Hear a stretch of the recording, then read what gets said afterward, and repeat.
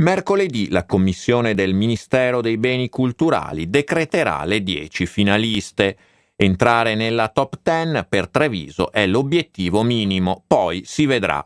Al di là dell'esito finale, però, la candidatura a capitale italiana della cultura 2020 punta ad innescare un progetto di lunga durata per la valorizzazione del patrimonio storico e artistico del capoluogo della Marca e non solo, e perché no, per consolidare una nuova economia culturale. Noi l'abbiamo fatto per vincere, l'abbiamo fatto per continuare questo percorso, però è importante anche il viaggio. Questo viaggio è stato importantissimo, ha fatto emergere delle eccellenze, le ha fatte emergere tantissime, ha fatto sì che il Comune facesse un ruolo di catalizzatore, di regista e di lievito di queste cose belle, quindi devo dire che indipendentemente dal risultato è un lavoro importante ed è un lavoro che rimarrà per la città, quindi questo dossier è un dossier che parla di persone, parla di impegno quotidiano, quindi continueremo in ogni caso. Per questo il dossier di candidatura, presentato non a caso in un luogo simbolo come il rinato Museo Bailo, si è basato su alcune linee guida che travalicano l'assegnazione stessa del titolo. La linea guida è stata quella di aver individuato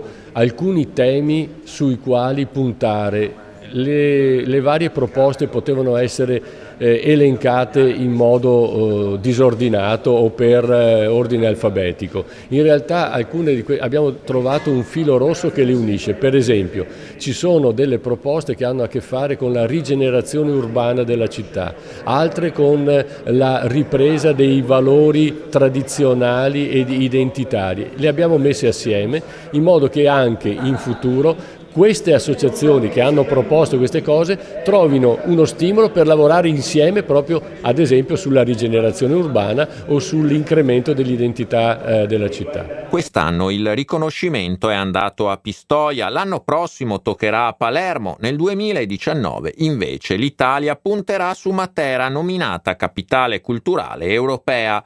Per il 2020, delle 46 città che originariamente avevano avanzato richiesta, solo 36 sono riuscite effettivamente a presentare tutta la documentazione su iniziative, manifestazioni e relativa sostenibilità economica. Tra le sfidanti comunque nomi di peso, da Parma a Reggio Emilia, da Merano a Ravello, da Macerata a Messina, Teramo, Cuneo, Nuoro, fino all'altra veneta Pieve di Cadore. Entro il 31 gennaio prossimo il Ministero stabilirà la città vincitrice, che tra l'altro potrà beneficiare di 1 milione di euro per dare attuazione al suo programma. Quali chance ha Treviso?